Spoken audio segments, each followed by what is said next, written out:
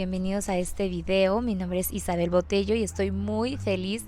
El cielo se ve increíble y bueno, pues en este video vamos a hablar sobre Jesucristo, sobre cómo ha sido el centro de nuestra fe, tanto en la fe cristiana como para el resto de la humanidad, y cómo los evangelios han podido seguir siendo un gran símbolo y una gran enseñanza a pesar de los años, y que nosotros como cristianos sigamos su palabra y sigamos su mandamiento. No sé si alguna vez te has preguntado quién es Jesús realmente, por qué la gente cree en alguien, en algo que no hay una explicación, por así decir, pero cuando tú te das la tarea de leer la Biblia, de leer su palabra, de escudriñar, te das cuenta que realmente todo está ahí escrito. Y bueno, pues Jesús fue un hombre perfecto. Fue un hombre que pisó esta tierra. Jesús es el Hijo de Dios. Es esa persona que Dios designó a la Virgen María, que el Espíritu Santo puso en su vientre, darle vida a nuestro Salvador. Fue esa persona que hizo milagros, que curó a heridos, que sanó enfermedades. Esa persona que el mar, el viento, la tierra le obedecían. Sin embargo, hace muchos años, cuando fue la llegada de Jesús, la gente no creía que Él era el Mesías. Él no creía que era ese Cordero puro y limpio que venía por nuestros pecados. Hasta el mismo Jesús le caía mal a la gente, hasta el mismo Jesús lo rechazaron. Y de hecho, en aquel tiempo Juan el Bautista dijo: va a venir uno más que yo, va a venir el Cordero de Dios que quita los pecados del mundo. Ya cuando Jesús tiene a sus 12 discípulos, ya cuando Él está con ellos, Jesús le pregunta a sus discípulos: ¿quién dice la gente que soy? Y bueno, le contestaron diferentes cosas y luego les dicen: ¿quién dicen ustedes que soy yo? Y después de varias respuestas, Pedro le dice: tú eres el Mesías, tú eres el Cordero de Dios. Y más o menos palabras, Jesús le dice a Pedro como: mi Padre que está en los cielos te ha revelado la verdad. Jesús pues toda su vida, gran parte fue carpintero, porque su papá era carpintero José, y su ministerio duró entre 2 y 3 años, y fue ahí cuando empezó a reunir a los discípulos, cuando empezó a predicar, cuando empezó a sanar a los enfermos, a hacer milagros. Y pues tiempo después fue ejecutado en la cruz bajo el mandato de Poncio Pilato. Una aspiración que tenemos nosotros hacia ver y ser imagen y decir: yo quiero ser como Jesús, yo quiero tener el corazón de Jesús, porque quien quiere conocer a Dios y al ser humano en su plenitud debe mirar a Jesús. Y me encanta porque mucha gente, independientemente de la religión, incluso me atrevo a decir hasta gente atea, su mensaje ha trascendido a religiones, culturas y épocas. ¿Por qué? Porque Él fue una persona que amó a sus enemigos, que tuvo dignidad con el pobre, que perdonó sin límites y que también se preocupó por los marginados. Y ahora sí, vamos a poder empezar a hablar de los evangelios. A partir de la llegada de Jesús se escribieron los 4 evangelios, que es Marcos, Mateo, Lucas y Juan. 3 de ellos son sinópticos y 1 no. Sinóptico significa que se pueden leer como en conjunto y que se pueden comparar evangelios entre evangelios. En este caso, Mateo, Marcos y Lucas son sinópticos y Juan es el que no es sinóptico. Cabe recalcar que los evangelios no se trata de la biografía de Jesús. Los evangelios hablan más que nada o narran la historia de cómo fue la rendición, cómo se vivió en aquel tiempo. Dicho esto, ahora sí vamos a dar inicio. Voy a empezar con el evangelio de Marcos. Este es el evangelio más antiguo y se destaca porque Jesús es como el siervo sufriente. El evangelio fue escrito en el año entre 65 y 70 después de Cristo para los romanos. Esto es muy importante porque cada evangelio fue escrito para diferentes segmentos.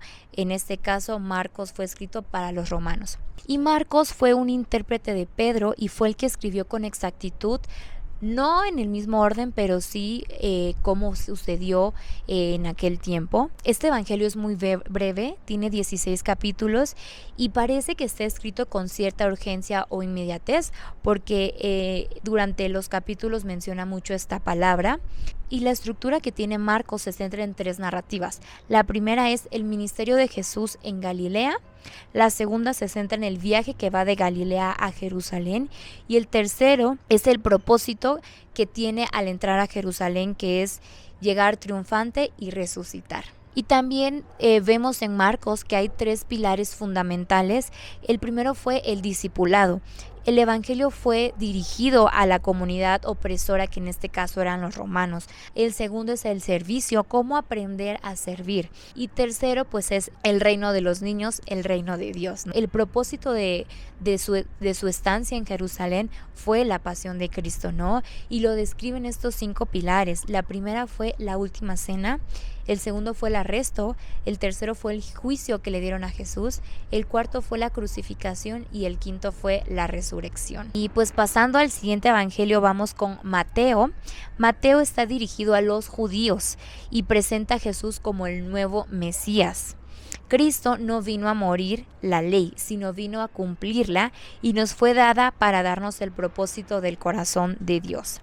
Mateo fue escrito entre el año 80 y 90 después de Cristo, más o menos, y Mateo se dio a la tarea de empezar a escribirle al público judío.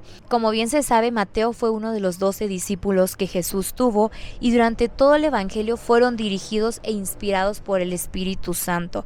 El evangelio hace similitud a la Torá, que son los primeros 5 libros que se encuentran en el Antiguo Testamento, que es Génesis, Éxodo, Levítico, Números y Deuteronomio.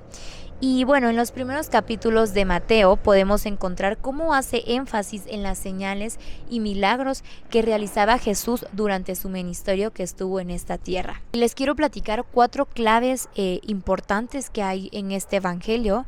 El primero es el reino de los cielos, porque pronuncia y es el puente de entender qué es esto, cómo existe algo más allá, ¿no? El segundo son las parábolas. Jesús hablaba mucho en parábolas y lo usaba más que nada para enseñarle y poder transmitir el reino. Y solamente las personas que estaban dispuestas, que tenían un corazón, podían entender qué significaban las parábolas con las que Jesús enseñaba. La tercera es la ética que hay en el reino de los cielos, qué es ser creyente y cómo un miembro conforme a este código debe comportarse ante el prójimo.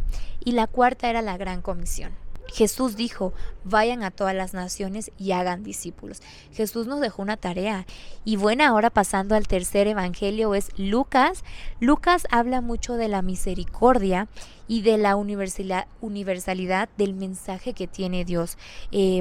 Lucas habla mucho de cómo Jesús se enfocaba en los grupos marginados que habían en ese tiempo.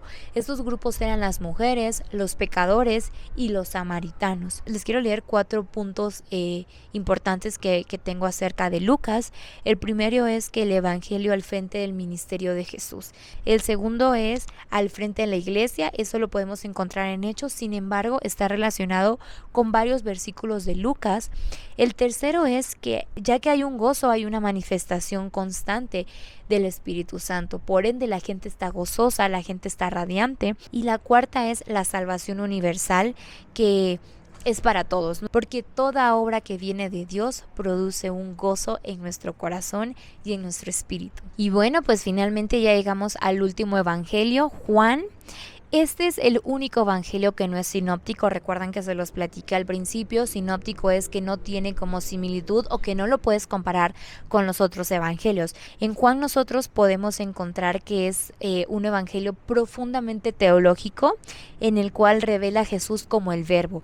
En el principio era el verbo. De hecho, en TikTok se hizo viral un audio que decía como, en el principio era el verbo, y el verbo era con Dios, el verbo era Dios, y así, ¿no? Habla principalmente de cómo Jesús es el Hijo de Dios y revela la divinidad. Revela por qué Dios y Jesús son lo mismo, ¿no? Lo que nos da a entender Juan es que Jesús no empezó a existir cuando nació en Belén, sino más bien es que Jesús siempre ha existido. Jesús siempre ha estado desde el principio de la tierra, desde el principio de la creación, porque es Dios mismo. Y es esta relación perfecta que tiene con nuestro Padre Celestial. Él no es un hombre más que vino a pisar esta tierra, sino Él fue ese hombre que creó esta tierra.